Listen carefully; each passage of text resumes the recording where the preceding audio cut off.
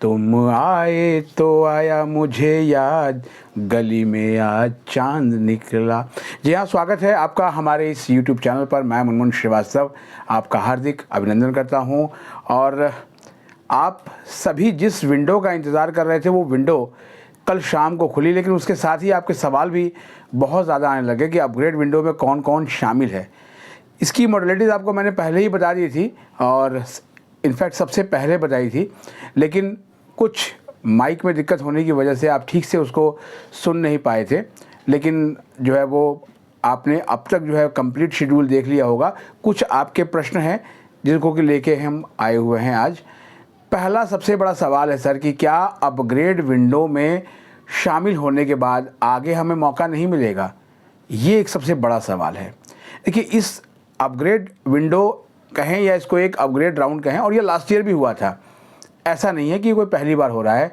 मुझे कुछ लोगों ने कहा कि पहली बार हो रहा है। नहीं, पहली बार नहीं हो रहा है।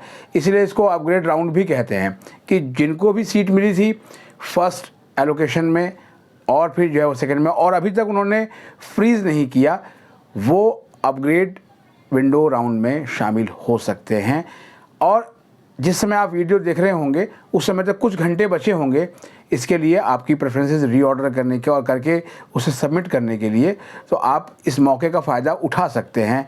लेकिन आपको याद होगा जिस गीत से मैंने शुरुआत की कि तुम आए तो आया मुझे याद, गली में आज चांद निकला, जिस विंडो का इंतज़ार था, अब चांद तो निकल गया, लेकिन जो है वो अब मन जो है वो डोला रे करके अब मन डोल रहा है।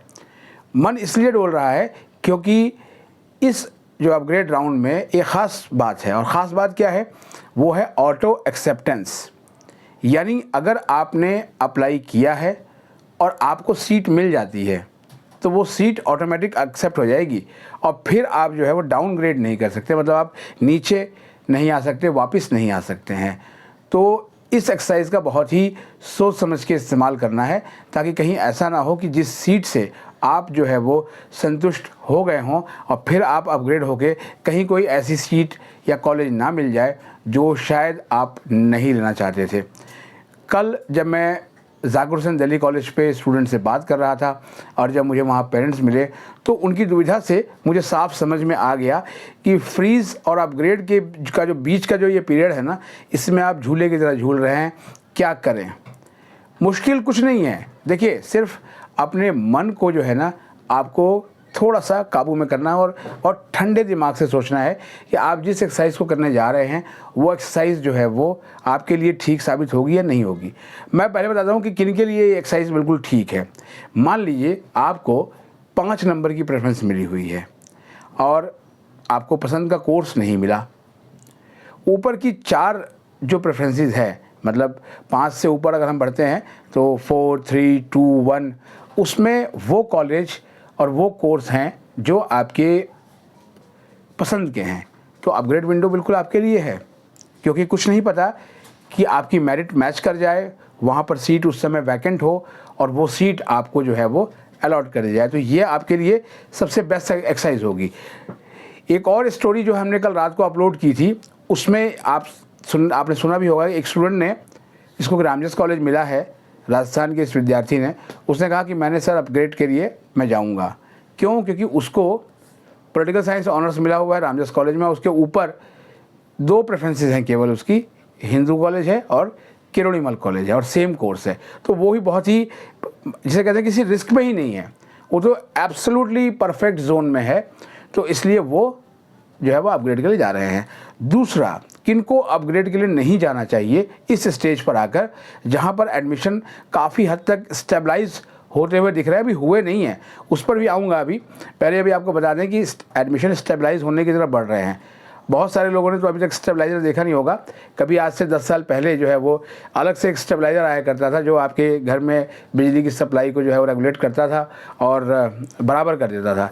तो इसीलिए एडमिशन का भी यही है हिसाब किताब। हम मान के चल रहे हैं मोटा मोटी इस समय दिल्ली विश्वविद्यालय में 50% से अधिक सीटें जो है वो भर गई हैं।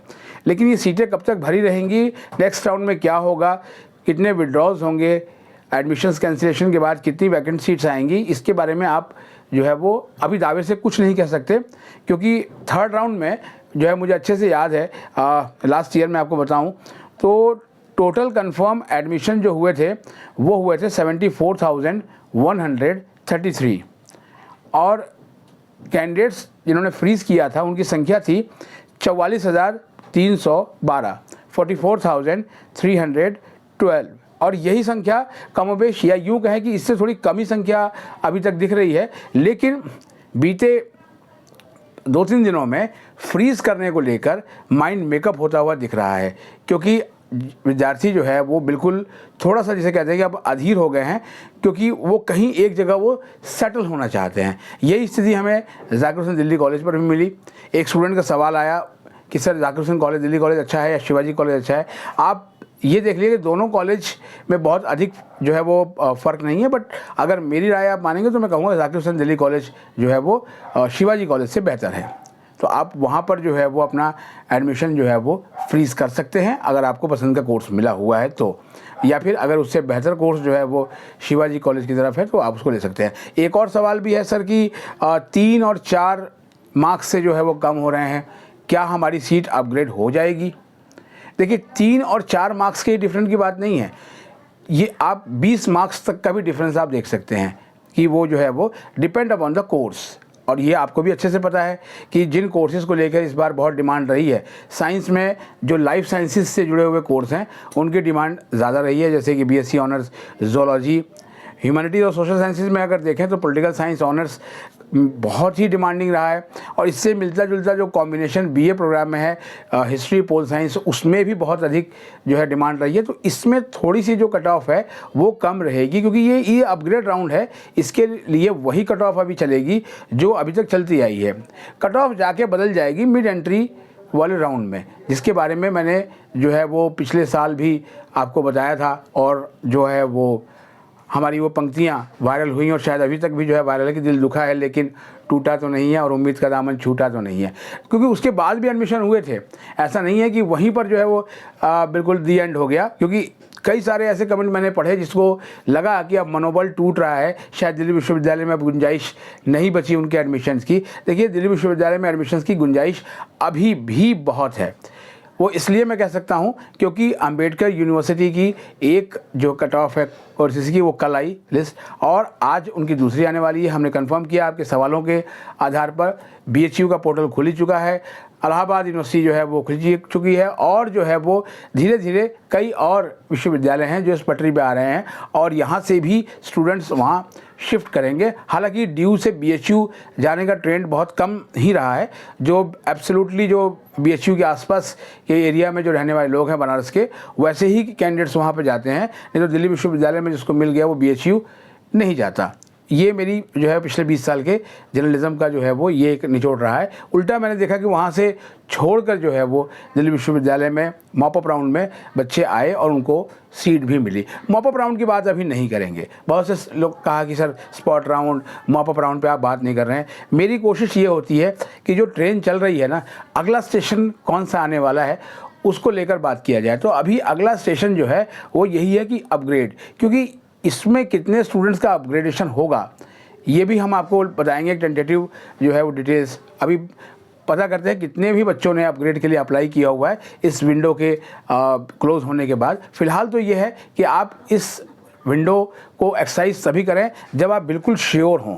आपको अगर लगे कि नहीं हल्की सी भी जो है मुझे एक गलत कोर्स कहीं ना मिल जाए। एक स्टूडेंट ने लिखा कि सर मेरी 39 प्रेफरेंसेस हैं और 40वें नंबर की मुझे मिली हुई है, वो 39 नंबर पे और एक शायद 36 नंबर पर उसमें मैंने एक ऐसा कोर्स रखा हुआ, अगर वही मिल गया तो दिक्कत हो जाएगी। देखिए एल्गोरिज्म जो है ना वो ऊपर से आता है, यानी फिर से वो आपकी फर्स्ट जो प्रेफरेंस है वहाँ से वो गिनना शुरू करेगा तो आएगा नीचे। अगर वहीं मेरिट आपकी मैच कर जाती है तो वहीं आपकी सीट चिपक जाएगी और आपको वो सीट आपको मिल जाएगी।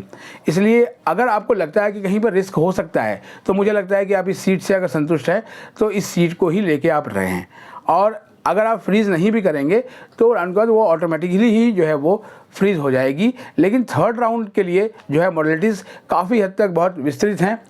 आपको पता भी होगा जो हमने मुद्दे उठाए उसके बाद प्रेफरेंसेस को एडिट करने का जो है वो ऑप्शन दे दिया गया है। बड़ी एक पोल भी मैंने इसके ऊपर किया था और अब जो है विश्वविद्यालय ने कह दिया है कि आप एडिट कर सकते हैं। ये सारी बातें मैंने आपको उस दिन की वीडियो में बता दी थी, लेकिन साउंड ठीक से नहीं आ रहा था, तो इसलिए आप उसको ठीक से सुनने में कामयाब नहीं हुए। तो अब आपने उसको सुन लिया है, तो जिनको सीट नहीं मिली है वो घबराएं नहीं, उनको जो है वो अपनी प्रेफरेंसेस री एडिट करने का जो है वो मौका मिलेगा, और जैसे ही ये मिड एंट्री खुलेगी वैकेंट सीट्स आएंगी। फ़िलहाल अभी जो है वो बल्ले बल्ले उनकी है जो अपग्रेड करना चाहते हैं, लेकिन साथ में दुविधा में भी हैं कि चांद तो निकल गया है, उसकी रोशनी भी दिख रही है, लेकिन जो नीचे जो चकोर है उसका जो है मन डोला रे डोला कर रहा है।